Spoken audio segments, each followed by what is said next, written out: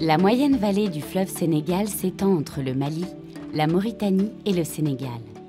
Ce bassin multiethnique compte plus de 4 millions d'habitants répartis sur plus de 200 collectivités territoriales. La population a presque triplé ces 40 dernières années et est composée pour 60% de jeunes de moins de 20 ans. Les 5 régions qui le composent sont éloignées d'au minimum une journée de route des centres de décision que sont Bamako, Nouakchott et Dakar. Le bassin du fleuve Sénégal est donc soumis à la fois aux enjeux locaux de développement, de voisinage et de coopération transfrontalière, mais aussi à la problématique de l'intégration sous-régionale. C'est également une zone historique de forte mobilité humaine en direction des autres pays africains d'abord et vers l'Europe ensuite. C'est un bassin de vie mondialisé, connecté au monde grâce à sa diaspora et ses partenaires de coopération décentralisée. Dès les années 2000, considérant la décentralisation comme un cadre idéal pour favoriser la mutualisation des connaissances, le partage du pouvoir et la redistribution des richesses, le GRDR s'est engagé aux côtés des acteurs locaux. Il s'agissait de rendre opérationnelles les collectivités locales en les aidant à concevoir et mettre en œuvre des stratégies de développement dans leurs domaines de compétences que sont l'éducation, la santé ou encore l'accès à l'eau. Pour garantir la construction de projets de territoires viables et pérennes, le GRDR a favorisé l'implication forte et structurée de tous les acteurs des territoires, y compris les migrants, dans les processus décisionnels. Le programme d'appui aux initiatives de développement local, PAIDEL, a été le socle de l'intervention globale du GRDR. L'objectif était de mobiliser l'ensemble des acteurs locaux, élus, acteurs associatifs, administration publique, secteur marchand, pour construire des projets de développement concertés qui profitent au plus grand nombre, à commencer par les personnes les plus vulnérables. Ce processus de développement local a vu plusieurs programmes s'entremêler et se succéder dans les 3 pays d'intervention, mais aussi en France et en Europe, auprès de la diaspora, dans une logique de double espace entre ici et là-bas. En 20 ans, ce sont plus de 160 collectivités qui ont été accompagnées directement ou indirectement. Dans la pratique, le GRDR a développé une méthodologie axée autour de 3 leviers d'action. Le renforcement de capacité des équipes communales, la mise en relation des acteurs et le renforcement de capacité des organisations de la société civile. Il y a eu toutes ces préparations des élus, parce qu'ils venaient de prendre une responsabilité dont ils n'ont pas été préparés, dont ils n'ont pas la formation acquise, dont la compétence et cet accompagnement du PAIDEL, là où certaines communes ont bénéficié, a été quelque chose quand même de très significatif. Et cela se démontre aujourd'hui par le niveau de formation, cela se démontre aussi par le niveau de réalisation qu'ils ont fait au niveau des collectivités. GRDR aussi nous a beaucoup forgé en termes de capacité, en termes de réflexion, en termes de responsabilité, je peux même dire. Parce que quand vous voyez que, vous remarquez qu'il y avait à un certain moment donné, dans nos communes, il n'y avait que des partenariats ça et là, et tout était éparpillé de gauche à droite.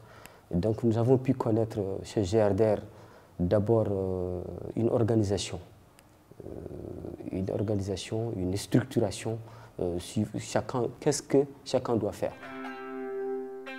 Le GRDR nous a formés parce qu'avant on ne connaissait pas nos droits politiques et nos devoirs. Il y avait beaucoup de conseillers, mais on ne savait pas comment remplir nos devoirs. Parce qu'on ne pouvait pas parler devant les hommes. On ne pouvait pas lever nos mains devant les hommes. Quand les hommes décident qu'on vote le budget, on vote le budget sans connaître le contenu du budget. Mais avec l'appui du GRDR et la formation, maintenant, s'il y a budget, on doit lire, élaborer d'abord, savoir le contenu du budget. Ben, si on peut voter, on est d'accord du budget, on vote. Le contraire, on dit on ne vote pas. La production de connaissances et d'outils d'aide à la décision a permis à ces territoires de mettre en lumière leur potentiel de développement, d'acquérir une certaine attractivité et de monter en compétences. La formation et l'accompagnement des différentes familles d'acteurs, au premier rang desquels les citoyens, leur ont permis de mieux s'engager à l'échelle de leur territoire. La mobilisation des acteurs pour la construction ou réhabilitation de près de 1800 micro-réalisations dans le domaine de l'eau et l'assainissement, la santé, l'éducation ou l'agriculture, en est une retombée concrète. Rien que le cadre de concertation, qu'on appelle aujourd'hui comité de concertation citoyen, comme le nom l'indique actuellement, avec le changement d'appellation, si c'est tout le monde qui est impliqué. Nous avons notre population qui est composée de beaucoup de communautés. C'est toutes ces communautés qui se retrouvent dans les différentes structures. S'il y a comité de gestion, il y a tout le monde. S'il y a cadre de concertation, il y a tout le monde. S'il y a conseil municipal, il y a tout le monde. Donc nous avons des Arabes, nous avons des Poulards, nous avons des Soninké, nous avons des Wolofs. Et c'est tout le monde qui est là, qui parle le même langage, qui se concerte, qui se partage les mêmes intérêts et qui décide ensemble. Donc ça, et je pense qu'on ne peut pas faire mieux pour en tout cas renforcer la cohésion sociale. Une fois le document prêt, ça nous a permis d'effectuer pas mal d'actions sur ce document-là. D'abord, il y a eu le voyage de l'ancien PCR au niveau de la France pour la recherche de partenaires, mais aussi pour mettre en synergie l'ensemble des fils de la collectivité locale qui sont au niveau de la diaspora, pour dire que voilà un document qui reflète l'ensemble de nos priorités.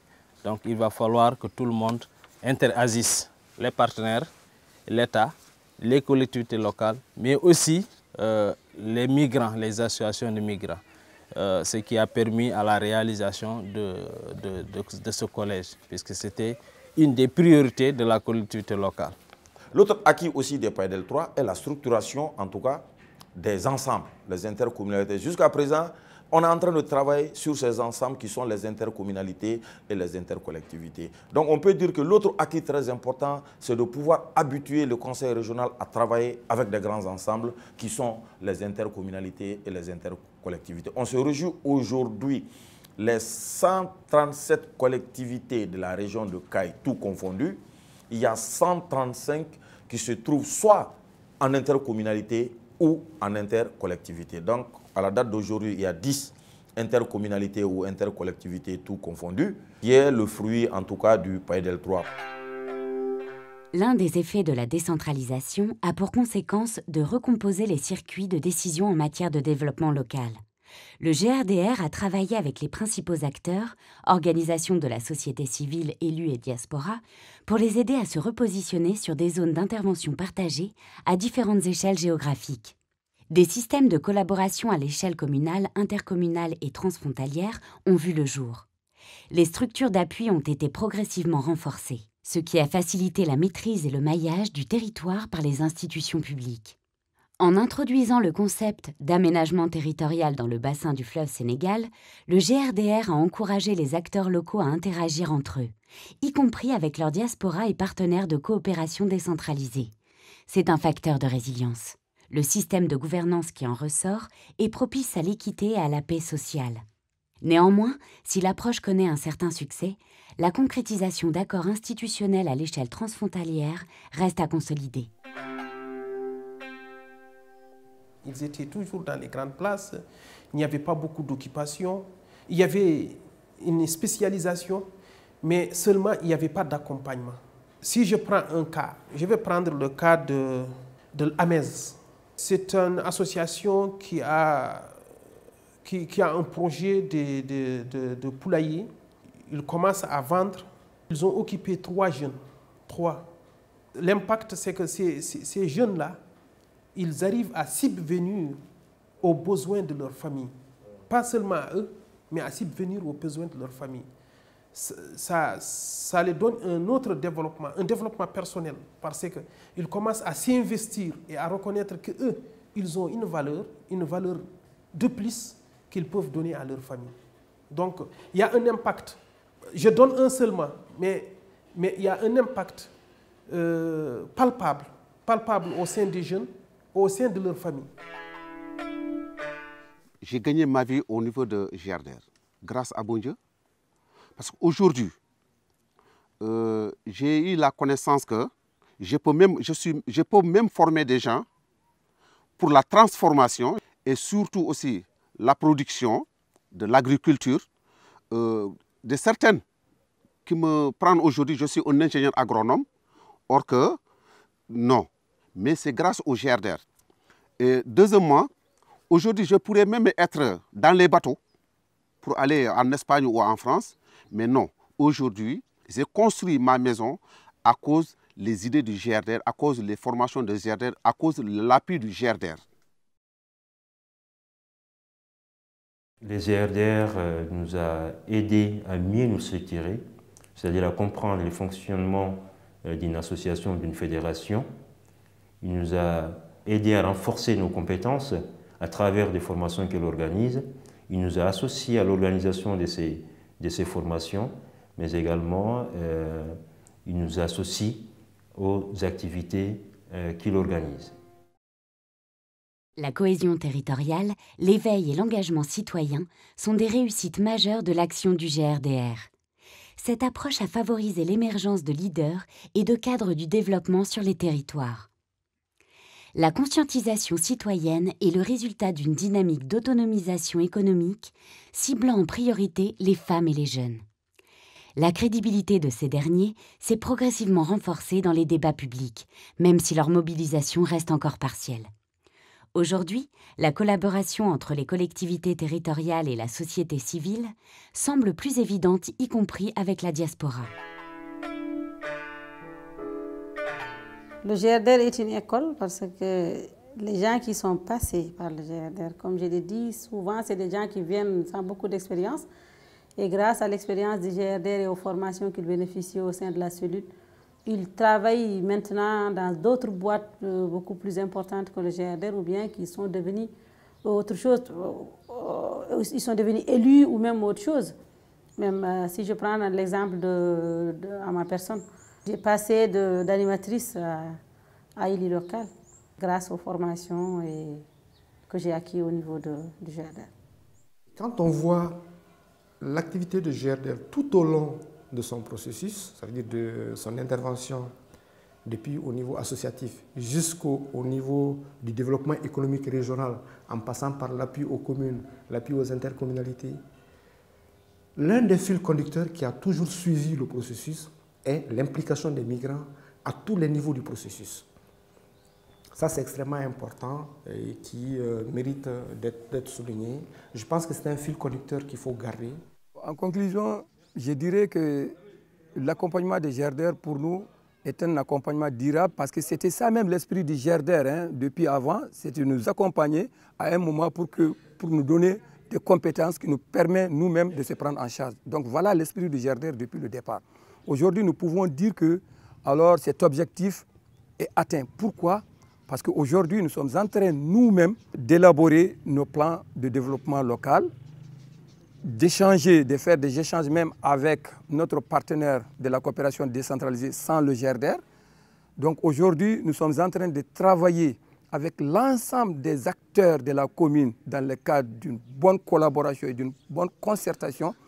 Tout ça rentre dans cet accompagnement durable.